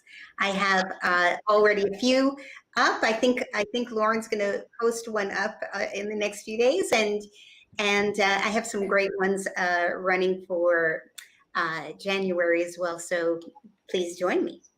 Awesome. Mr. Schmidt, the man that saves the universe 10 times a day. Where is it they can find you, sir? Over at www.basecampmeta.com, where we help hoteliers and digital agencies especially work with MetaSearch. Oh no, you froze again. Didn't previously do necessarily. And so we're trying to help everybody know, okay, what do we do with these things? And then also over at www.metasearchmarketing.com, where we're more about how to actually running the campaigns, helping you optimize those and run those. Just launched a program, actually 2 programs. So on Basecamp Meta, our paid webinar series, and on MetaSearch Marketing, our small hotels on Google Meta program, where even if you do not have a technology stack, even if you don't have a website, I actually have one client I'm working with right now. They don't even have a website. And Tristan, I probably need to talk to you about that. But seriously, we can get you onto Google MetaSearch so that when somebody Googles your hotel, you have a point of sale on there. Yes, that can be done. There are ways of doing that. So reach out to us. And talking about podcasts, actually, we do also have a podcast, the Heavy Meta Podcast. I believe there's an edition coming out this Tuesday, the 23rd, if memory serves me correctly. That is correct. Melissa, we know, of course, that you represent Fuel and that Stuart's just eye candy for the rest of it. But if you would be so kind as to tell us about your amazing award-winning podcast that you are humbly a part of. And of course, your survey's going out, right? You guys are putting the survey out next week or the week after? This week? Cool. The survey is out, and we've got a much better response on this round than we did on our last round. So that's very exciting. So yes, stay tuned for some new results with brand new questions all about vaccines and travel. Excellent. And then for the podcast, you can find us at fueltravel.com/podcast and all other things related to Fuel, including our AI-powered CRM system, our mobile app, Digital Key, and our digital marketing services. All the things can be found there. And I would be happy to connect with people on LinkedIn, where you can find a lovely performance that I've just done virtually of Sleigh Ride with the North Myrtle Beach Community Band. It's so good. Miss Stephanie, Cogwheel Marketing. You just said it all. Stephanie Sparksmith on LinkedIn and cogwheelmarketing.com. For all, and especially brand related, please, please, please. She is the guru of that in spades. She is amazing when it comes to brand and brand capability, and just she has so many tricks up her sleeve. It is incredible what she does for that. Tris, 3 and 6 across the pond. Say, also, Steph, if you need anyone to shoot down anyone on a on a forum, Stephanie's your lady. Yes, no problem. Yes. And eye candy, Stuart. That must be the first time in a long while you've been called that, buddy. Unfortunately, Lauren says it way too often. I'm beginning to worry. So if you want to get in touch with me, you can. It's Christmas. I'm going to be spending it with my family. So, but if you really, really want to, then you can get me at tris.hayward@3and6.agency for anything to do with hospitality, digital marketing, paid search, SEO, all of that type of stuff, websites. Yeah, we dabble. And I owe you a catch up too, for that matter. Yeah, we should. Yeah. Tracy, please let me know. I mean, I know this is an offer from before of anything that I can in any way help with. That's a standing offer always for anything that you think that we can help contribute to what I think is an incredible cause and effort on your part as to what you're doing. But for those that don't know you as well or would like to know more about you, where is it they can find you? Sure. So my firm is tltsolutions.net. And then we've been talking about She Has a Deal, which is my nonprofit. It's shehasadeal.com. Awesome. Stuart, not that there's much you can contribute after Melissa pretty much took all your thunder, but just in case, what is your logo, your theme of your booking engine? What is it again? It doesn't suck. Yeah, that's it. Melissa, yeah, I would like to take my time, instead of pitching myself, is just do a public service announcement to say, everyone get behind the vaccine because it'll save our industry. It's the only way forward. So everyone get behind the vaccine. That will be very true. Very true. My brother's getting his vaccine today. I'm so happy. Yeah. I know about 7 people that have already had it and no weird side effects. They haven't grown a second head or anything yet. So it seems to be going well. But we as an industry need it. It's the only path forward to recovery. So everyone needs to be behind it and not detracting from it. Very true. Very, very true. Again, thank you everyone for your time spent today. I know next week is holiday. We still will, of course, have the show next Friday, 11:30 a.m. Eastern. Oh, yeah. So if anyone would like to, or have nothing else that they would like to do but hang out and open up presents while they're chatting on the screen, please do. I've learned over the past 7 years of us doing the show, I tend to maybe sometimes do a solo act on Christmas Day. But for consistency's sake, to be able to say that we've been doing it for so long, every week without missing it, I definitely make sure that we show up for it as well. Well, Lauren, in the meantime, how would people get in touch with you, buddy? Usually the local jail or post office wall, whatever. No, for this and all previous 279 episodes of this show, you can go to hospitalitydigitalmarketing.com/live. We do also have a podcast, which we'll have a quick recap of the show today, which is Hospitality Marketing, the podcast. We are in 37 countries now from the last count.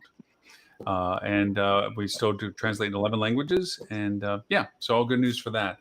And of course, every Wednesday, we do a rebroadcast on 11:30 a.m. Sydney time and 11:30 a.m. London time. For the time zone differences for everyone globally that catches us of the show. So thank you. And thank you to everyone that did participate that didn't end the show with us. And for everyone today, thank you so much for hanging through the whole process and joining us. Until next Friday, thank you, everyone. We appreciate it. And happy Merry Christmas. Have a happy holidays, everyone. Happy holidays and Festivus. Happy Festivus. Day of Grievances Tuesday. Show up. We'll wrestle.